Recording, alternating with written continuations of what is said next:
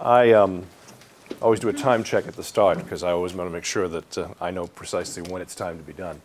I'm also a small business owner. The name of our company is Target Point Limited. And the funny thing is, yesterday we were signing off on all the financial reports, which is this wonderful long process in which you sign ream after ream of paper, which shows you have absolutely nothing in the bank. So it's really a wonderful process to go through. And at the end of it, we signed one piece of paper. My wife and I are the two owners of the company, in which we said we had a board meeting. And we said, did we have that board meeting? Oh yeah, we did. And you sit there. So I know exactly what small businesses go through because we go through the same thing. We sit there and we look at the stack of papers at the end of the month, and it's always a challenge. Will the money last till the end of the month? You're always out there chasing money. You're always out there trying to get people to pay money. And we've had a rather eclectic business life. My wife is ex-Deloitte. I'm ex-Price Waterhouse. I'm sorry, I still can't say Coopers. They were the enemy when I was there, so when they say PwC, I have absolutely no idea what they talk about. And we've had a very eclectic sort of career. She's much more grounded in financial. I'm, because as you can tell, a little bit more flamboyant, so I'm the marketing guy, and she focuses on making the business run. One of the things that has really intrigued us over the years has been the adoption of technology. Whether you get your technology from this big box here on the desk or from this little telephone now, which has more power in it than man used to fly to the moon and back. It's just incredible to think of the way technology has played such a huge role in our life. And the latest toy is, of course, now the mini computer in a little tiny notebook called an iPad. Technology continues to change, and it changes at such a rapid pace. There's no way you can ever really keep up. So what you want to try to do is stay ahead of it as best you can. I'm going to talk a little bit about social networking today. And you're going to hear some interesting words today. I'm going to talk about filling convincers, because that's what your job is. If you have a business in which you're selling a product or a service, you're constantly out there trying to fill someone's convincer. And I'm going to talk about ways in which we do that through weak links, creating new things that we then tweak, and the great stories that every one of you has to tell out there.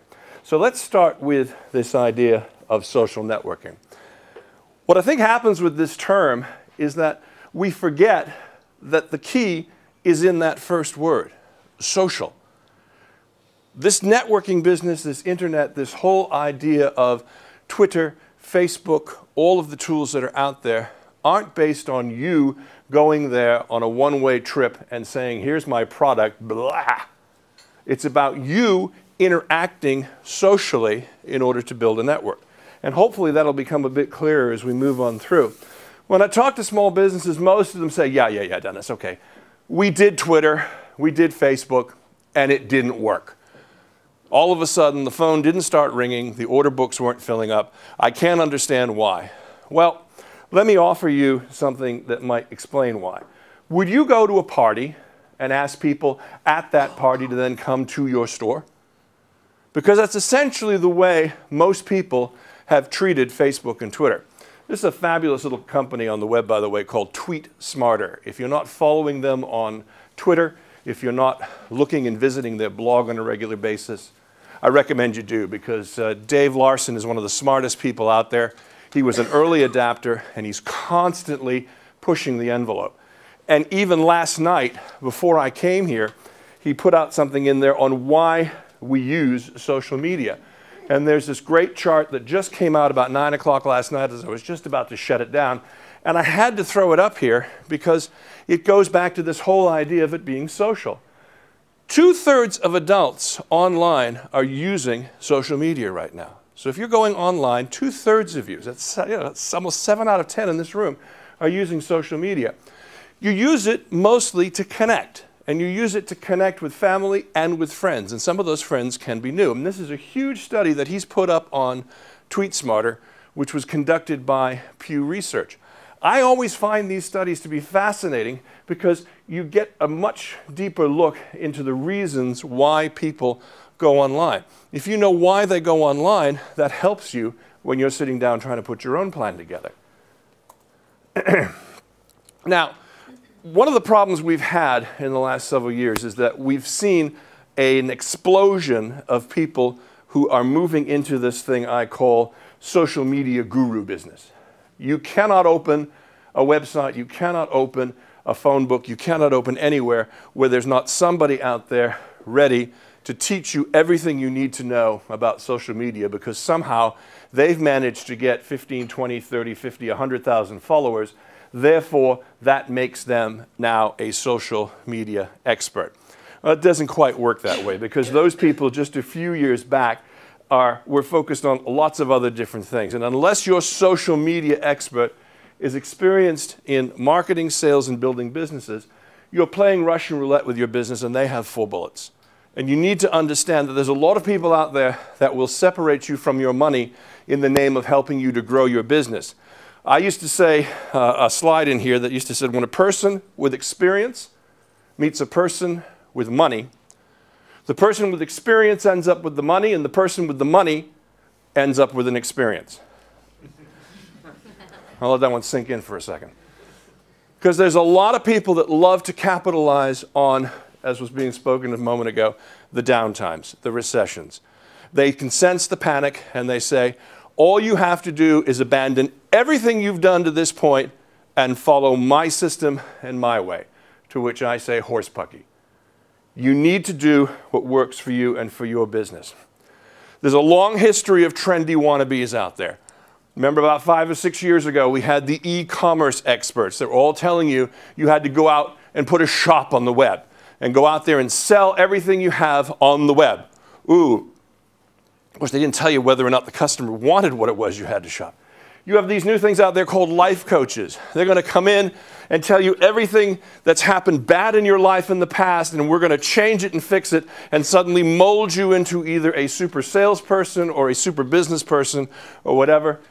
And the ones that I love are the web gurus, the ones who go out there and say, just give me 25,000 pounds and I'll make your presence on the web look absolutely fabulous.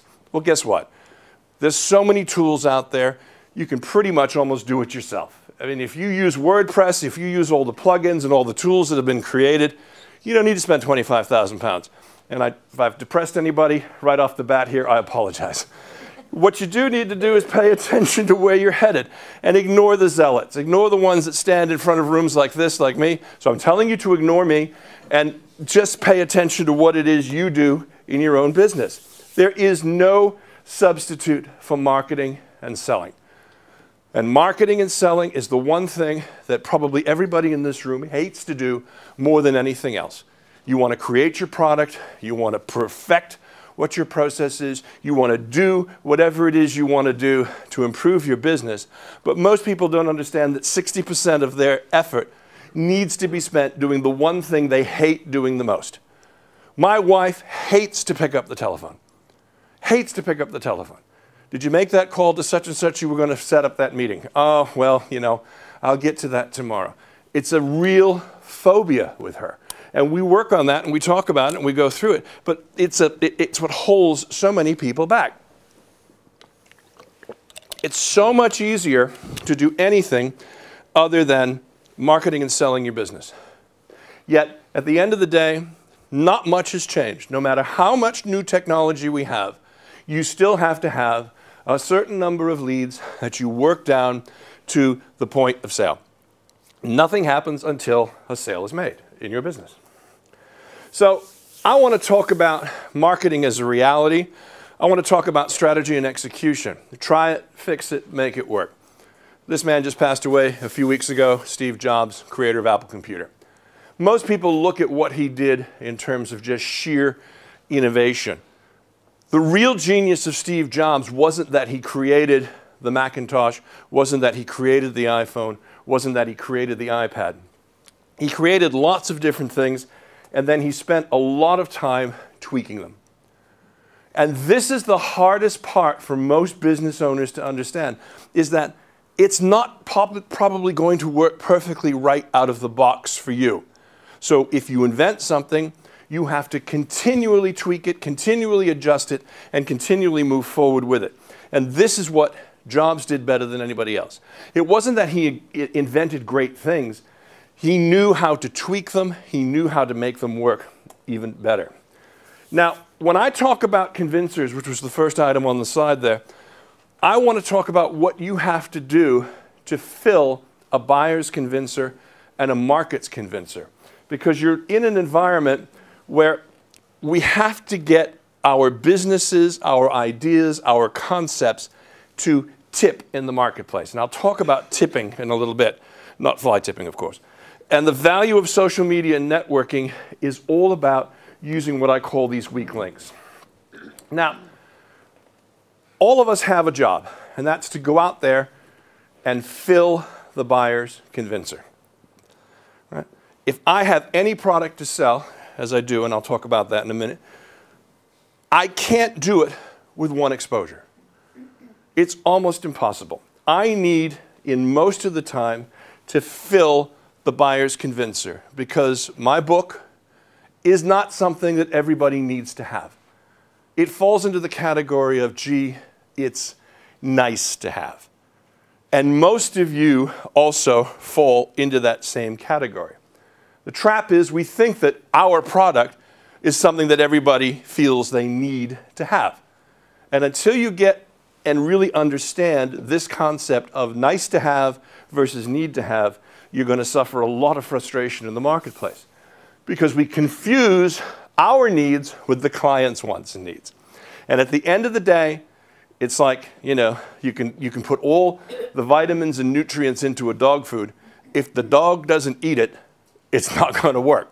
Well, it's the same process that you go through when you build your products and services. You sit down, you try to look at it from the customer's perspective, but what is it that makes the customer need to have what it is you sell? And 90% of you in this room have something that's nice to have. And I'll go through that in a second. Now, the iPad and the iPhone, I need now, because I'm a gadget guy. I love gadgets, I love toys, and he who has the most toys wins, right? That's the way the game works, all right? But that is not what I need to have. That's something I want to have, and that's a big difference. Now, if you can get your product into that viral area of, oh, I got to have it whether I need it or not, or recognize that this is something I absolutely need to have, you're going to be in trouble unless you're in one of those two buckets right there. It's a perceptual thing. It's my need versus your need. And as you're dealing with customers, it's not your decision as to whether or not they need it. And that's where we get into the most trouble. You go to all this effort of creating a fabulous product, a fabulous service, and you can't understand why the dogs won't buy it, why they won't eat it, why they don't like it, because you know they need it, but they don't know they need it. And that's the issue that we run into all the time with filling convincers. Excuse me. This book by Malcolm Gladwell, The Tipping Point, if you haven't read it, again, I highly recommend it.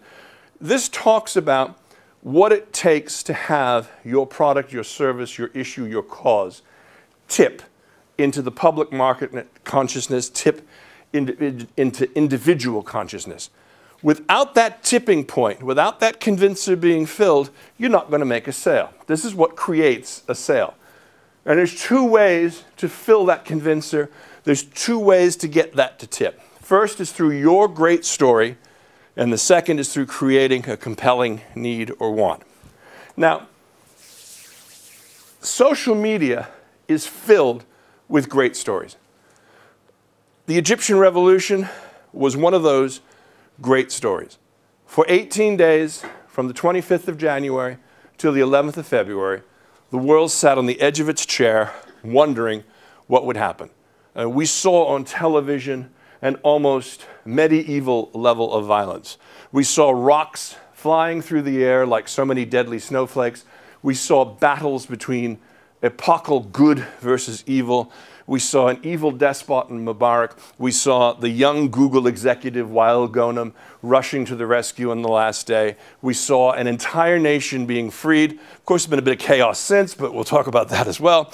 But social media always focuses on the big breaking news and the great story. So if that's the case, I want to talk a little bit about this book I wrote on a great story. It had all of the elements that you want to have in any Hollywood movie. Good versus evil, a horrific villain, a reluctant hero, the violence I spoke about. enduring the darkest night, slaying the dragon, triumphantly freeing a nation. That's the kind of thing that you pay £8 at the cinema to go and see. So what we had to do was to take that great story and translate it into a business case, getting real. Let's face it, that book is nice to have. It's not anything anybody needs to have. Worse, it's a nonfiction book. And we know nonfiction doesn't sell anywhere near as well as Tom Clancy and all the other fiction writers. So going into the game, we knew the deck was stacked against us as a business case. So we said, okay, what we had to do in order to get this particular idea to tip was to create a story or a book as a product, in which case we had to build a brand around that, and then we had to have a clear vision and a set of goals. So book as business. Now, the other flaw we had to avoid was, because my publisher's sitting here in the room, nice guy, it'll sell itself. He'll go out and do all the work, right? That's a huge fatal flaw that most writers make, is that they think that the publishing house is going to do everything for you and you just sit back and wait and cash your royalty checks. Doesn't work that way in the real world. In the real world, just as with your business, you have to have a strategy. Up there on that board, this is my office, and the telescope is not part of the shot, but I put the book in the center, and what I've done with it is I've hung a number of revenue buckets off of it. And in hanging those revenue buckets, I wanted to look at every possible way a book could make money. If I were trying to sell whatever your product was, whatever your service was, I'd do the same thing. I would put that in the center of the wagon wheel, and I'd say, what are all the ways in which I can make money off of this particular product? Obviously, if it becomes a bestseller, that becomes much easier. But, you know, again, we're talking a nonfiction book, so it's a little bit more of an uphill struggle. Now, when I first did this presentation, everything that wasn't currently being done was in red.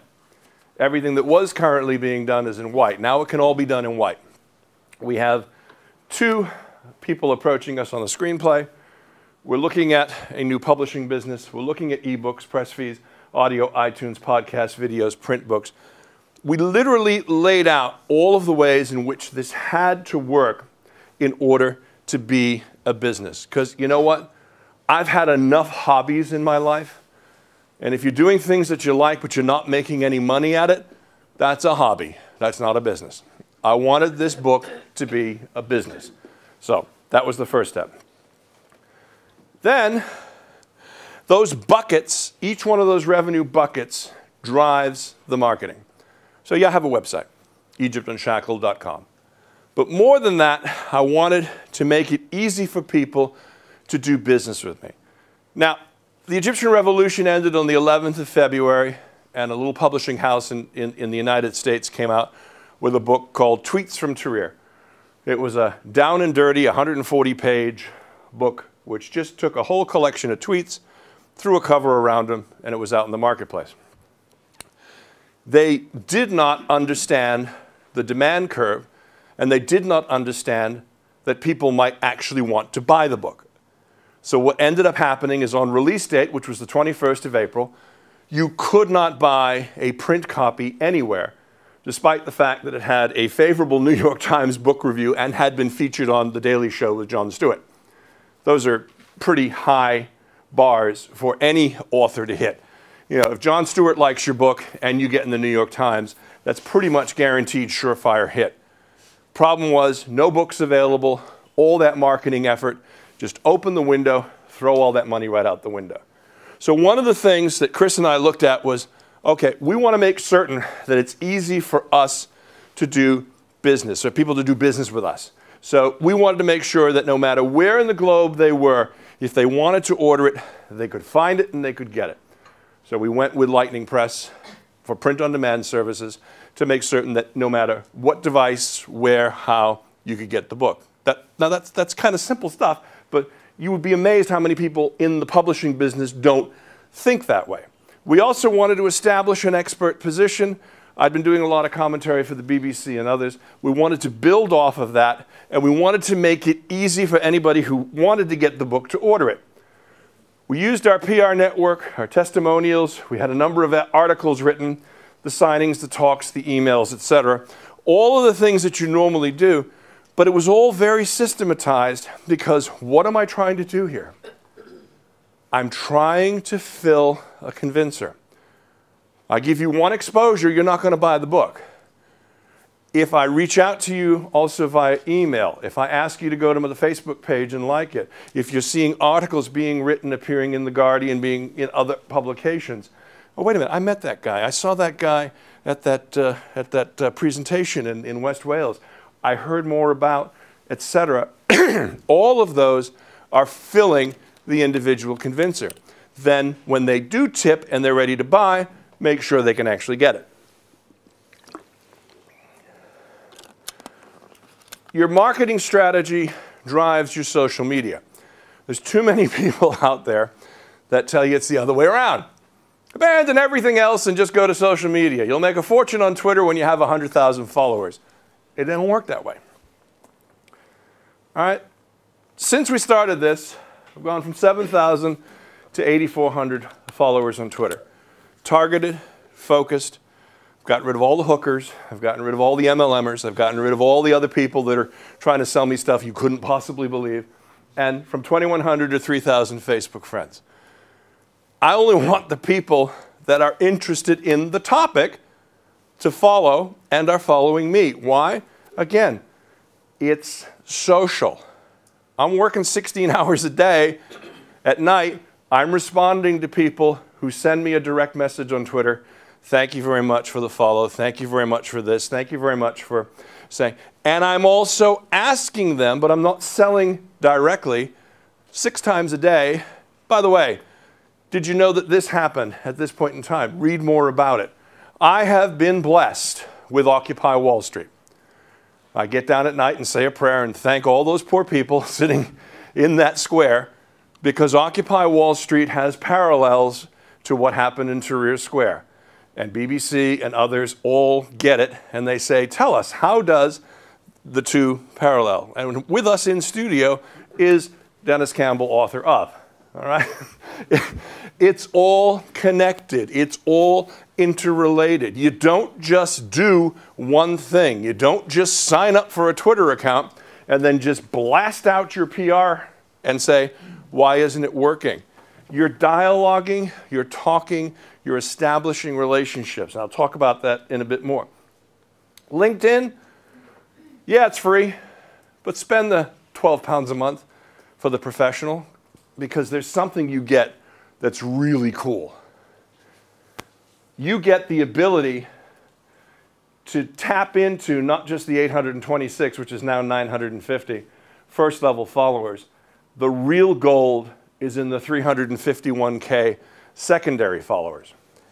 And when you pay them 12 pounds a month, you get to do all kinds of searches. I got onto Al Jazeera. I got onto NBC. I got onto ABC because we sat there.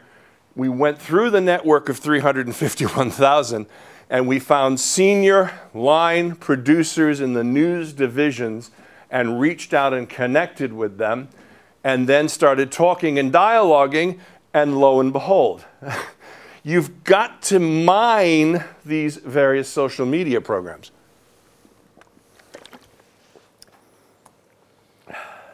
We have a Facebook page.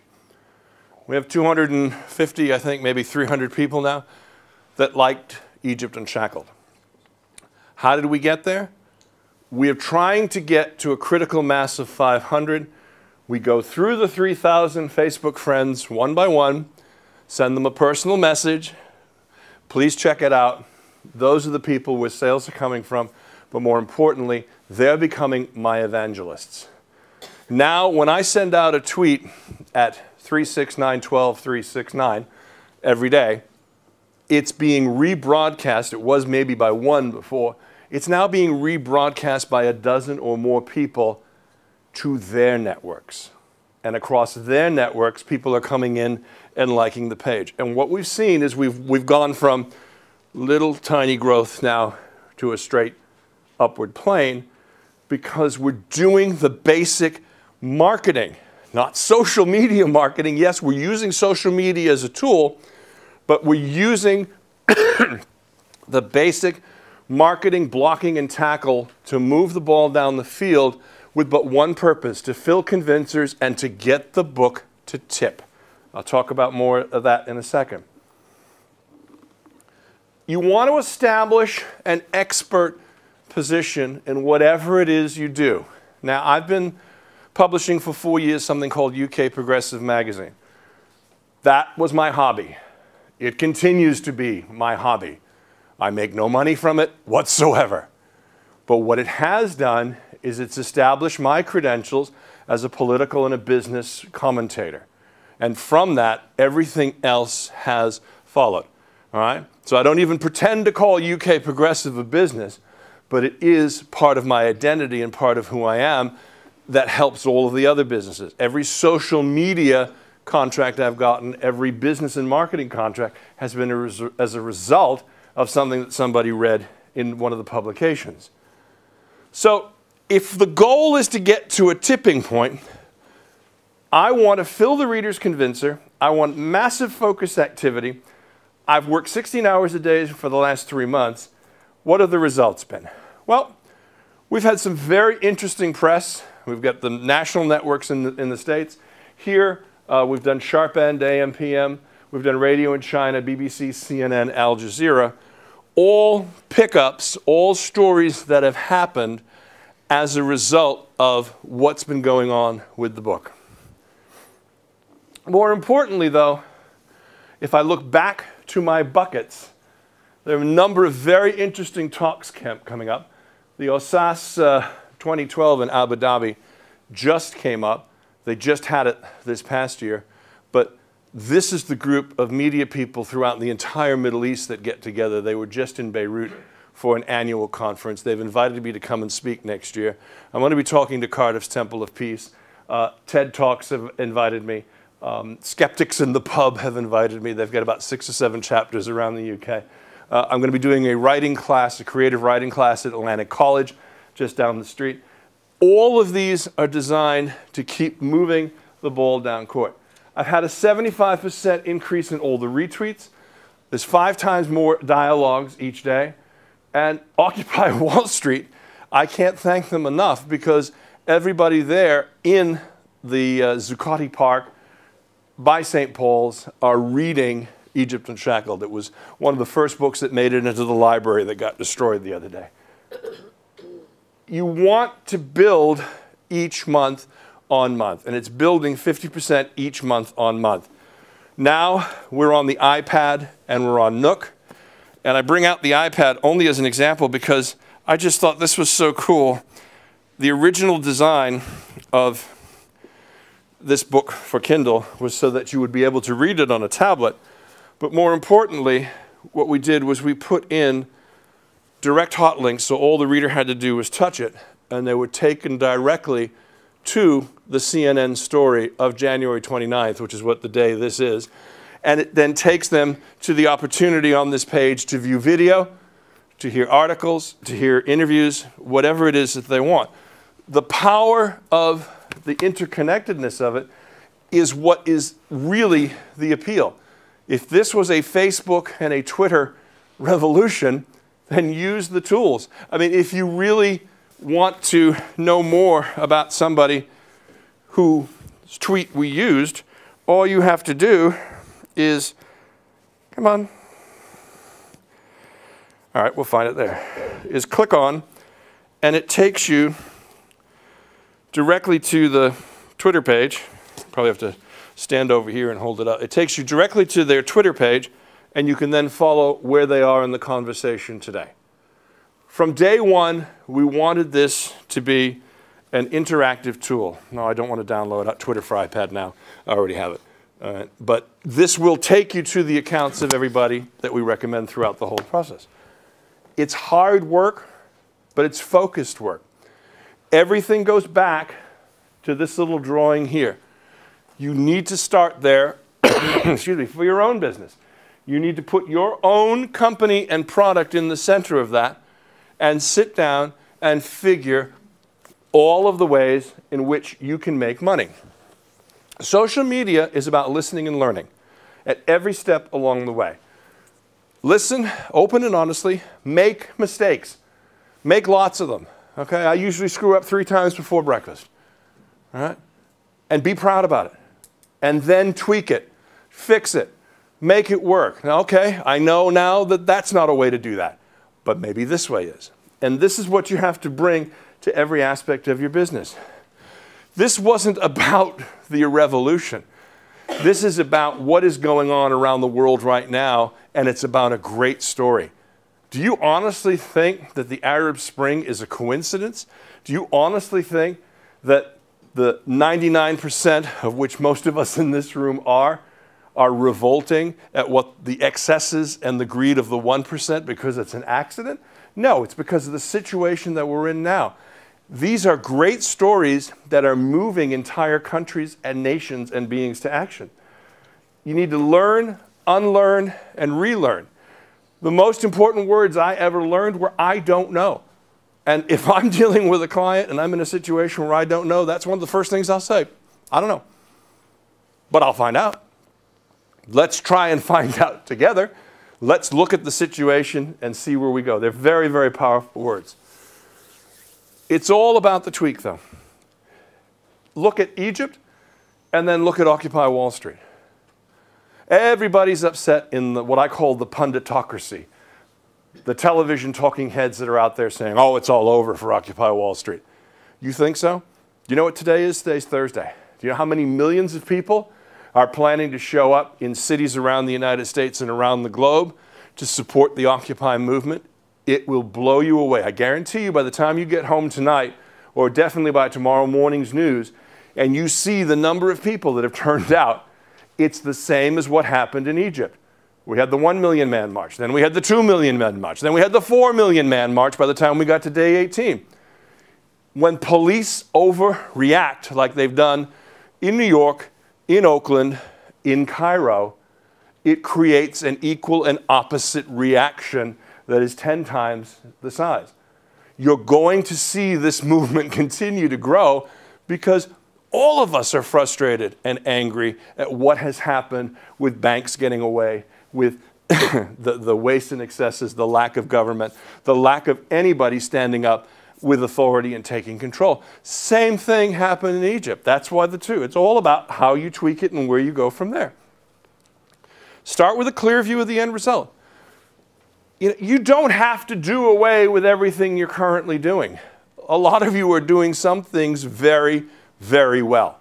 So let's look at what's working and build on that and move forward from there. Clear goals.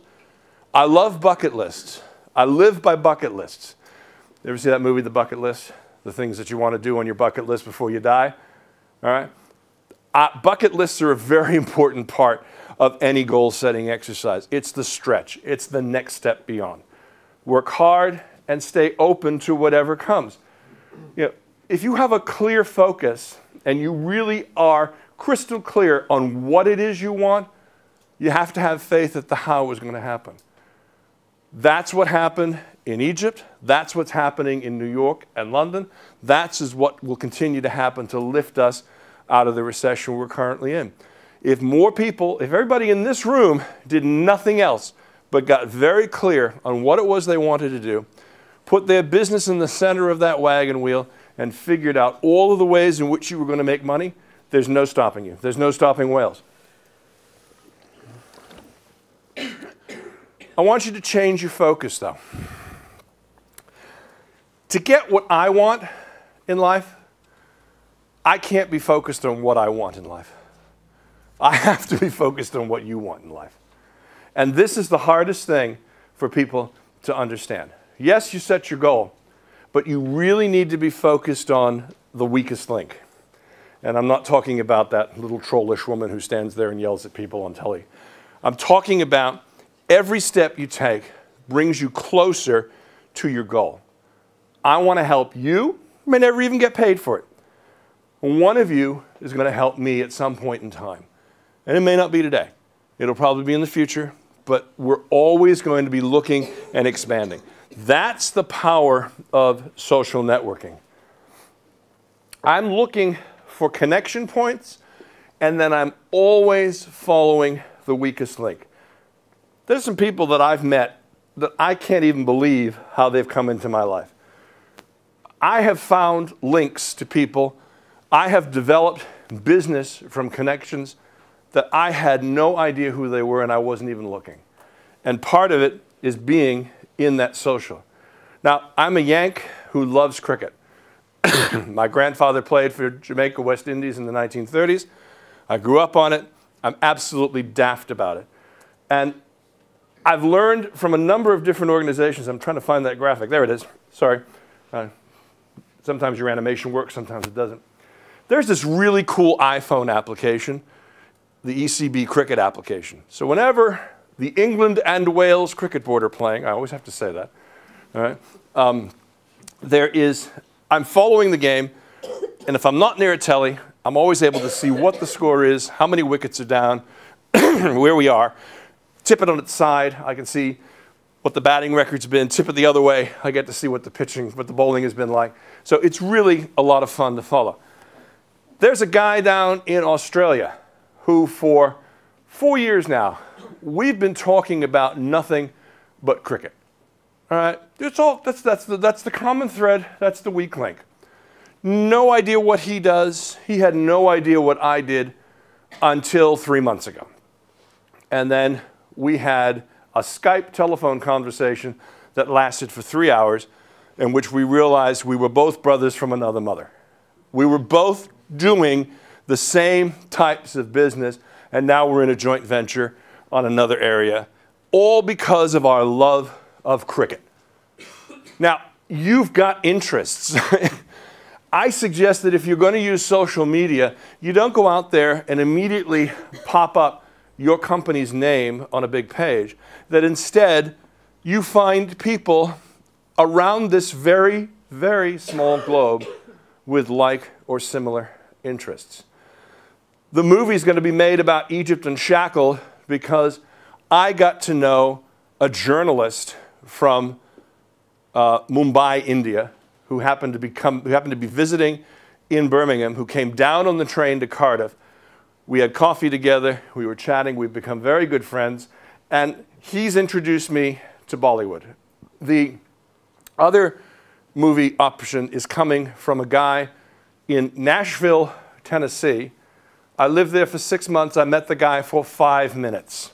He bought a bicycle from me when I was leaving the country to go move to the Netherlands to be with my wife. We've stayed friends over first email, now social media. He's written a book called Hitchhiking with Larry David. He was on Martha's Vineyard. Great book, by the way. Larry David is the creator of Seinfeld and Curb Your Enthusiasm. For those of you who don't know those two shows, two of the funniest and longest running shows. Larry leans over and stops and picks up my friend Paul. He says, "You're not a serial killer, are you?" He says, "Nah." He says, and even if I was, it's the vineyard, I'm on holiday. It's the exact wise-ass answer Larry would give in the situation. A friendship develops from there.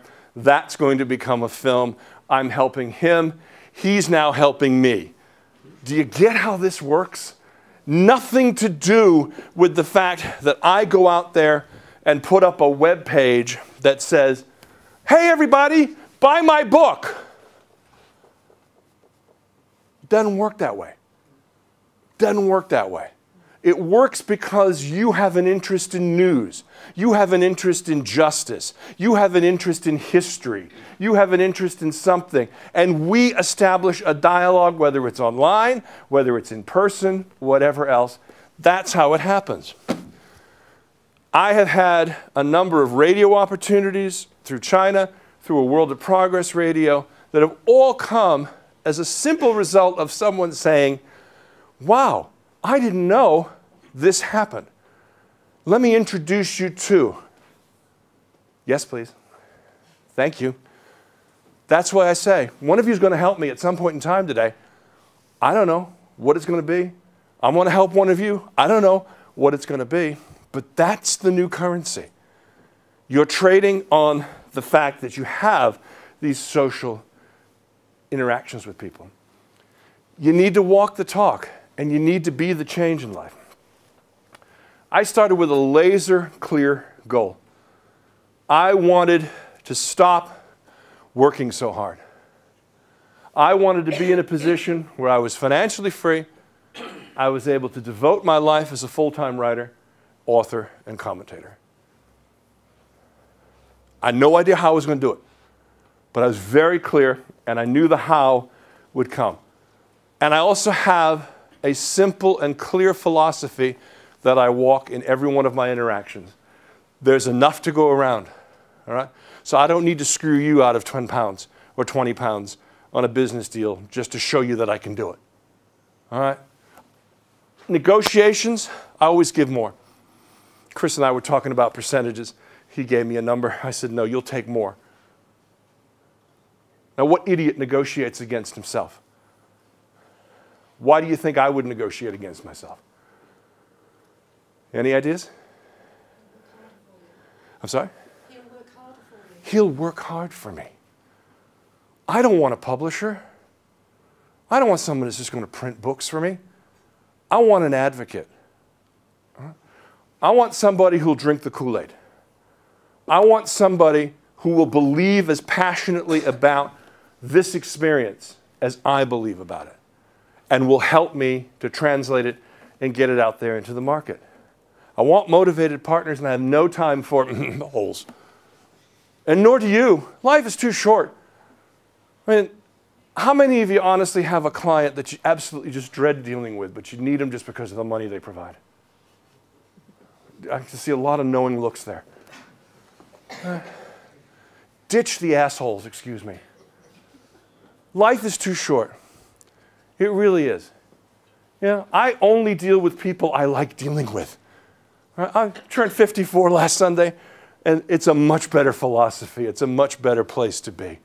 All right? I don't know how much time I got left, so why am I going to waste it on people that are jerks?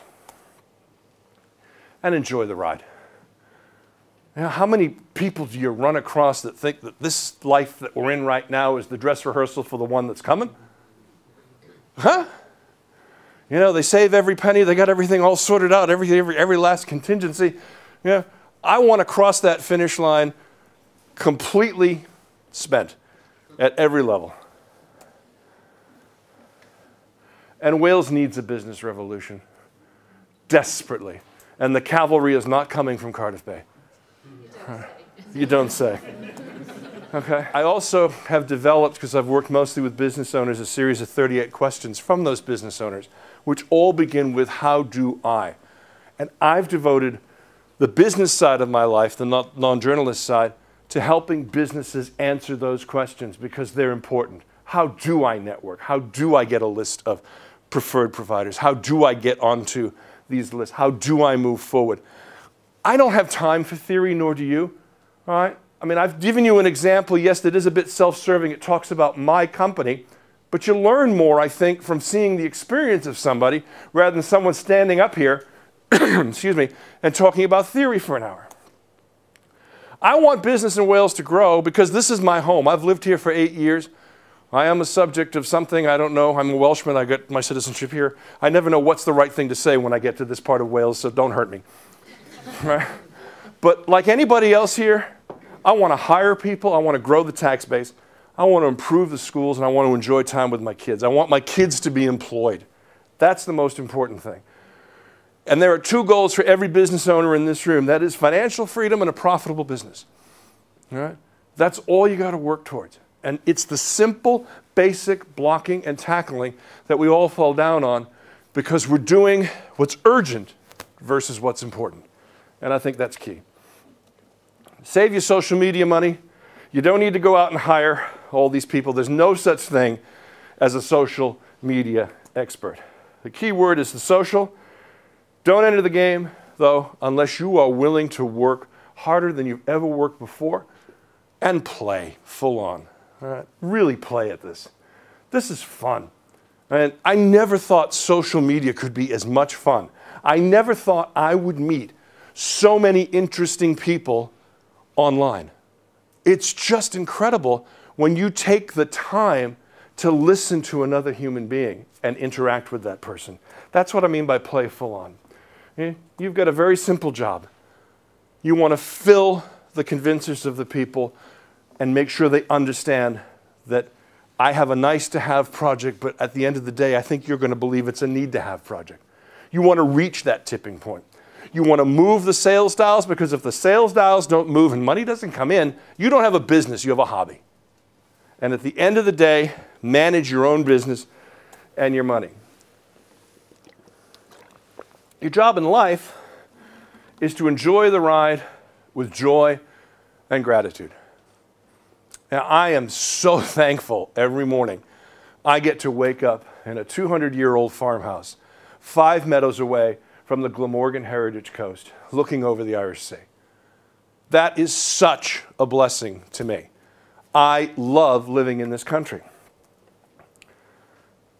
Do what you love, everything else will follow.